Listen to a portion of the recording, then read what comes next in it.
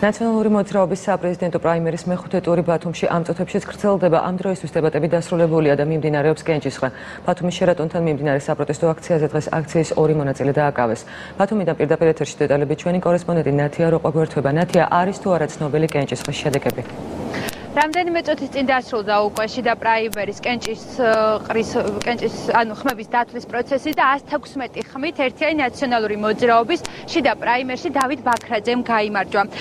განათლება, კულტურა და სპორტი ეს იყო დღეს ბათუმში ერთიანი ნაციონალური მოძრაობის პრაიმერის მთავარი თემა, თუმცა საპრეზიდენტო კანდიდატებმა სხვადასხვა თემებზეც ისაუბრეს, მაგალითად აჭარის მაღალმთიან რაიონებში ტურიზმის განვითარებაზე და ასევე სოფლის მეურნეობის განვითარებაზე. ხილხატების დაწესებულებებში ჩემი აზრით კულტურის სამინისტროს არსებობა ზოგადად გაუმართლებელია.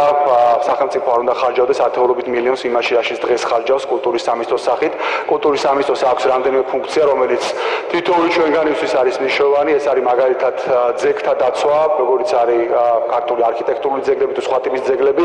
ეს ფუნქციები შეიძლება გადანაწილდეს რამდენიმე სხვა სამინისტროზე ან ერთ სამინისტროზე, მაგრამ ჩვენ არ უნდა ხარჯავდეთ ათობით მილიონ ლარს იმაში, რაშიც ხარჯავდა კულტურის სამინისტრო ზოგადად არ უნდა არსებობდეს. 21 საუკუნის იარაღი არ იქნება არც ტანკი, არც ავტომატი, იქნება ცოდნა. ამიტომ ყველაზე მეტი ენერგია, ყველაზე მეტი თანხები უნდა დაიხარჯოს სწორედ ამ მიმართულებით.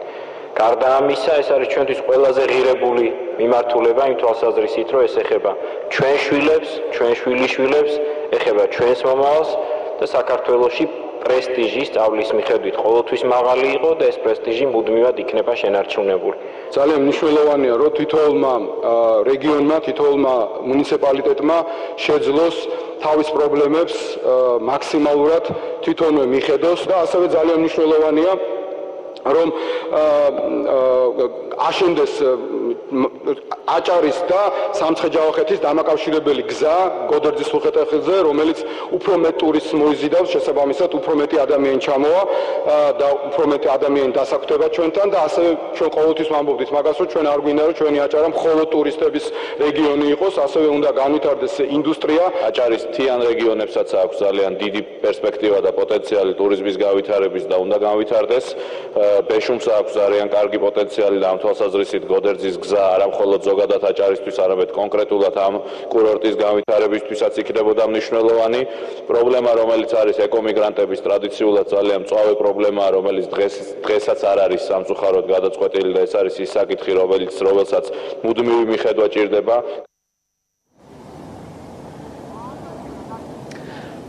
დილიდანვე პრაიმერის მზადების პარალელურად ბათუმის შერატონთან შეიკრიბა პოლიტპატიმრები, რომლებიც ერთიანი ნაციონალური მოძრაობის ლიდერებს შეძახილებით შეხვდნენ. დააკავეს ყოფილი პოლიტპატიმარი მერაბ გორგაძე, რომელიც ბათუმის საქალაქო სასამართლომ წვრილმანი ხულიგნობის ბრალდებით 100 ლარით დააჯარიმა და ეს რამდენიმე წუთის წინ გაათავისუფლეს სასამართლო დარბაზიდან.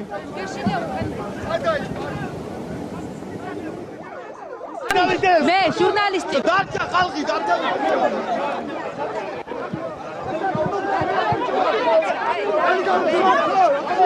მელა ფრთხილად მიშან უგეშინია უკან მეკითხავ უგეშინია უკან დაკავებული რატომ დააკავეთ რატომ მიშა დაარღვია ხალე რო გითხრათ რატო დააკავეთ შეგიძლიათ დაარღვია საზოგადოებრივი წესი